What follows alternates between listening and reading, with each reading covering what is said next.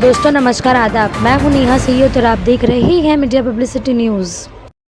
Dharavi Asia की सबसे बड़ी झोपड़पट्टी धारावी करीब 12 लाख की आबादी अपने आप में सिमेटे हुई है। कोरोना काल में सारी दुनिया का हॉटस्पॉट होने की वजह से दुनिया भर में चर्चा का केंद्र बनी रही। धारावी एक बार फिर से चर्चा में बन आई है। जी हाँ, इस बार भी हम सबकी प्यारी धारावी फिर से अपने विकास को लेकर चर्चा में बनी है। ये चर्चा अदानी द्वारा धारावी के विकास को किए जाने को लेकर चर्चा में है। अदानी ग्रुप ने धारावी विकास परियोजना को पा लिया है। इसके बाद क्या धारावी का विकास हो पाएगा?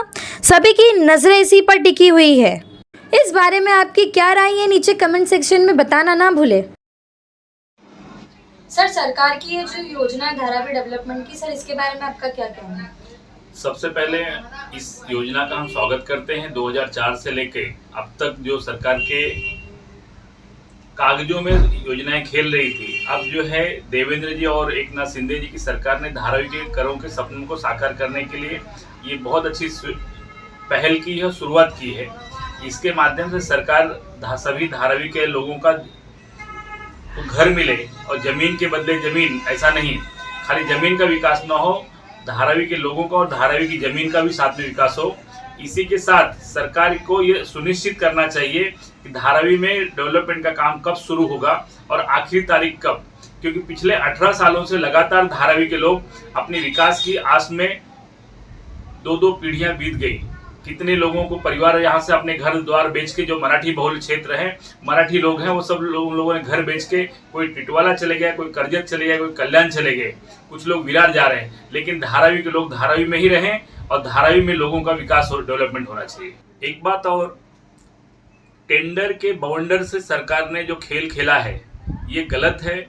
पिछली बार जो विदेशी कंपनी थी सिजलिंग, जिसे 7,350 करोड़ के लगभग में उन्हें टेंडर दिया गया था, इस बार यही टेंडर 2300 से कम करके 5,069 करोड़ में अडानी साहब को दिया गया, जो भारत के सबसे बड़े उद्योगपति हैं, उनको दिया गया। लेकिन महाराष्ट्र सरकार को 2300 करोड़ का नुकसान है, लेकिन हम धारावी करों को इससे कोई लेना देना नहीं है।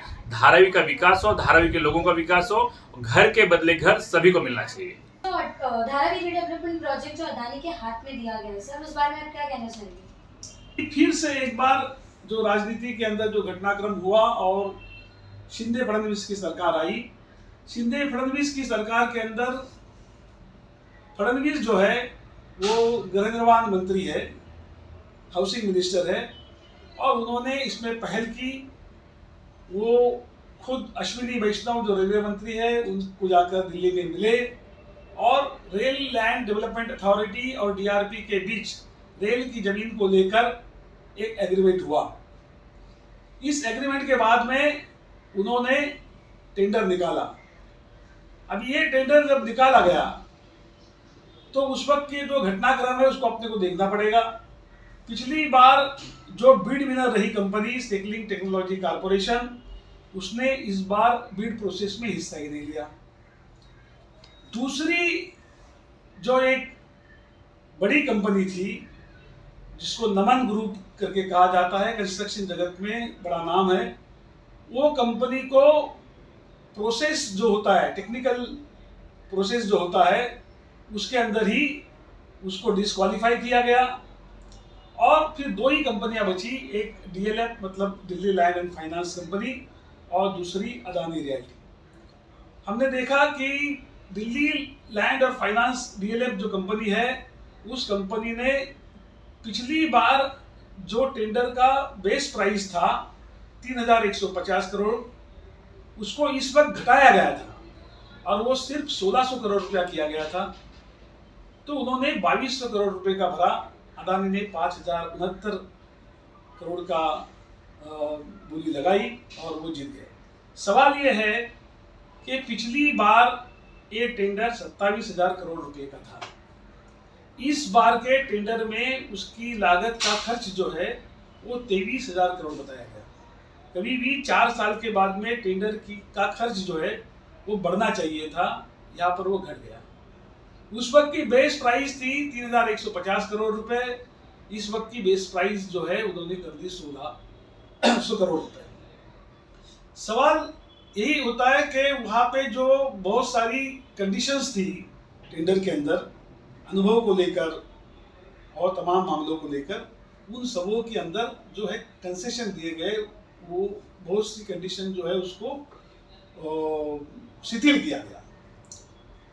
और ये खुली किताब जैसी बात है। मेरे ख्याल से हमने पहले भी 2018 में जब ये टेंडर हुआ था, उस वक्त भी कहा था कि ये जो टेंडर जीतने वाले लोगों को भी ये एलवाई नहीं दे रहे, तो उनका सीधा सीधा अडानी को ही किसी भी तरीके से ये टेंडर सौंपने का उनका मकसद है।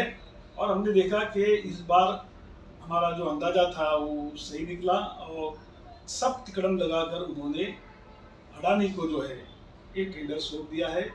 ये कोई टेंडरिंग नहीं हुआ है, ये सीधे सीधे ये मैच फिक्सिंग है अडानी को प्रोजेक्ट देने के लिए। सर, आपको क्या लगता है अगर धारावी का रीडेवलपमेंट होना चाहिए तो आपके हिसाब से उसका डेवलपमेंट कैसा होना चाहिए? देखो, सवाल यह है कि धारावी के लोग ये हमेशा से विकास चाहने वाले लोग हैं। हमने देखा होगा कि 1987 में धारावी के लोगों की क्या मांग है। धारावी के लोगों की कोई बड़ी मांग नहीं है। 400 स्क्वायर फीट का घर दीजिए, और जो स्टेट के चालों में और इमारतों में रहने वाले लोग हैं वो बोलते हैं कि यहाँ पर मौजूदा जो DCR है, डेवलपमेंट कंट्रोल रेगुलेशन है, वहाँ पर स्टेट की अगर प्रॉपर्टी होगी तो उसके लिए वहाँ पे सर्वेक्षण किया जाता है, सर्वे किया जाता है, मेजरमेंट किया जाता है ज़मीन का, और फिर 300 से लेके 750 तक जितना मुमकिन हो उतना क्षेत्र का घर उनको दिया जाता है। उनका कहना यही है, जैसे सेक्टर 1 के अंदर बालीघाट जैसी बिल्डिंग है, वहाँ पर स्टेट की चालें है, धारावी के अंदर अन्यत्र जगह पे भी स्टेट की चालें है। उन लोगों का भी कहना ऐसा है कि हम अभी बेहतर कंडीशन में रह रहे हैं, झोपड़ों से हमारी परिस्थिति जरा और अच्छी है, तो हमको ज़्यादा क्षेत्र मिलना चाहिए जो आज के मौजूदा DCR में मिलता है। ये दो लोगों की दो मांगे हैं। उसके बाद आपको मालूम होगा कि कुमारवाड़ा और कोलीवाड़ा जो है विशेष क्षेत्र है, उनके साथ सरकार ने बैठना चाहिए, उससे बात करना चाहिए और उसमें हल निकल सकता है। चौथे जो है वो कमर्शियल गाले के लोग हैं। ये कमर्शियल गाले के जो लोग हैं उनके लिए इससे पहले एक योजना जो है बनाई गई थी, मेरे ख्याल से उसको सरकार ने कायम रखना चाहिए। अभी वो श्रीनिवासन वगैरह बोल रहे हैं कि शायद हम सब कुछ चेंज करेंगे।